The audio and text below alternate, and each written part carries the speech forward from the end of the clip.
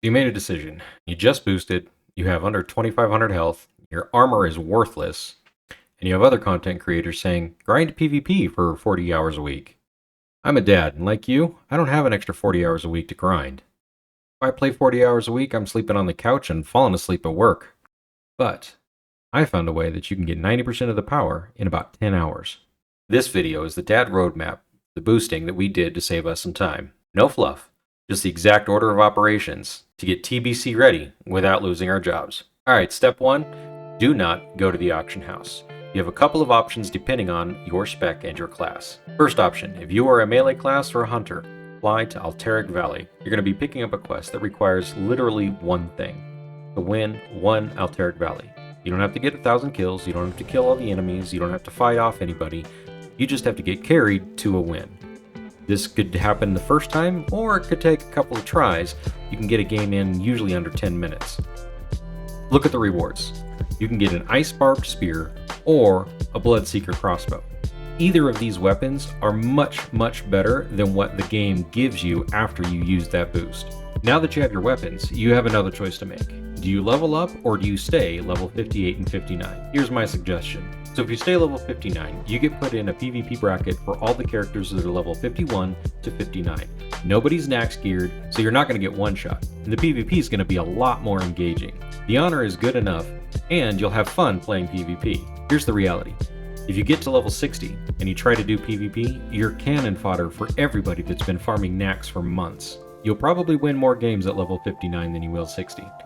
But there's another option. You can run Alterac Valley over and over and over again. Because there are no bracket differences between 58 and 60 for Alterac Valley, you're going to end up getting one shot over and over again. However, the games are pretty quick and you can just spam them over and over again, not really having to think very much. Not to mention, as you're getting the honor, you can purchase the upgrades. It's a double-edged sword, because at times I'm sitting there staring at my honor wanting to get the next piece, while if I just stayed 58 and 59, I wouldn't have to worry about it, because I know that I'm not going to be able to purchase anything. I'm just grinding. Alright, so now let's take a look at the sets that you're going to be wanting to purchase. Everyone's telling you, get the High Warlord purple set. I ran the numbers and they are terrifying. To get the purple armor set, just the armor, you're about 65,000 honor. However, the blue set is roughly 20,000 honor. It's a 45,000 honor gap. If you're a dad averaging about 500 to 1,000 honor an hour, that's a lot of time saved. So what are the stat differences? Well, you're about 80% of the way there with the blue gear. My recommendation, don't buy the purple gear, buy the blue gear. Remember, most of this gear is going to get replaced by quests in Outland. The only other suggestion I have is if you have time, I would definitely get enough honor to get the High Warlord weapon. That's going to make the largest impact to your damage. Alright, so one of the things that I want to make sure and cover is the fact that there are accessories in each one of the hub locations for each of the battlegrounds. As you can kind of see going through, they cost honor and some marks, but they can be very beneficial to kind of fill out and round out that gear while you're looking to improve upon the character that you boosted. I recommend going through and taking a look at each one of these. Some of these are absolutely amazing and completely worth the amount of honor that you spend on getting them, and others you can kind of pass on. But I just want to show that so that you know that is an option as you're trying to gear up your character because it's freshly boosted. Alright, so you've got your blue armor, you have the Ice Barbed Spear or whatever weapon was there. You're kind of tired of doing battlegrounds over and over again. Well, I got you. So one of the quests that I did on my Ellie Shaman was for a cloak that I can get in the hinterlands, called Wanted Vile Priestess. It was a level 50 quest, so it was super easy to complete.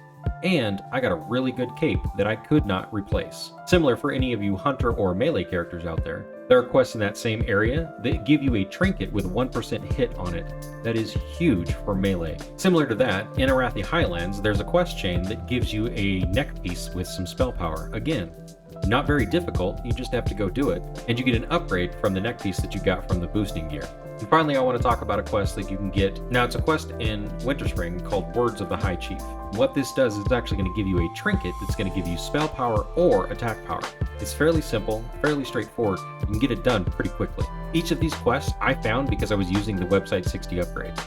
I was able to go through and see what type of quests are available for my character, so I didn't have to do any research. It just found them for me. I went and did those quests, I got better gear, and as a result, my time was much more appreciated. I found this when I was doing Season of Discovery, and it's been a game changer with how I figure out what my next upgrade is, either while leveling or while level 58 and trying to figure out how to fix my paper gear. So as you can see, I've got a couple of characters here. I've got my level 60 that I just dinged, and I've got my level 40 that I've been leveling.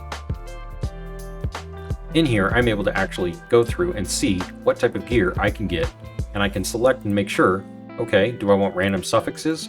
Do I want go through and I can filter the various different sources? Do I want BOEs? Do I want world bosses? Do I want raids? Do I want dungeons? Or do I want to make it easy on myself? Let's take a look at some BOEs, some crafting, some quests, some PvP. We can apply. Now when I'm going through, I can see whether it's something on the auction house, or I can take a look at quests so that I know what I can get. This is helpful in multiple different ways. As you're planning, because this is a Burning Crusade character, you can see what items you're going to very quickly replace in the very first zone of Outland. So as an example, for my headpiece, I know that there is a quest reward that happens in the Burning Crusade. Everybody can get it, and I can take a choice as to whether I want to get my legs or my helm for my shaman. So as I'm planning out my gear, as I'm trying to figure out what I need now versus what I'm going to get later, this site has been tremendously useful and very helpful. I highly recommend you go through, you set your character up, and you figure out what gear is important to get now because it's going to last you a few levels, and what gear you can just go get something off of the auction house for a couple of gold to get you by now. Now, after you've done some of the grind, you've gotten some of the quests done, you've got a bank of the honor saved, you need to hit level 60. Spend a couple hours, do a few quests, turn those in, you should ding 60 pretty quickly. Buy that gear, equip it, and you'll feel much, much better. However, you're not done. That boosted character that you got has a 40% mount, which is not very fast, and you're going to suffer now and when you hit the Outlands. My recommendation is do a bunch of quests. Now that you're 60, everything gets converted to gold, and you can level up the professions that you plan on taking to Outland with you. If you play your cards right, you could definitely get enough gold so that you can get your epic mount, which is going to drastically increase the speed at which you can level and grind things in TBC. Follow this roadmap. You'll be TBC ready, and your family will know that you still exist. Comment below which quest did you find that gave you a huge upgrade prior to the TBC launch. See you in the Outland.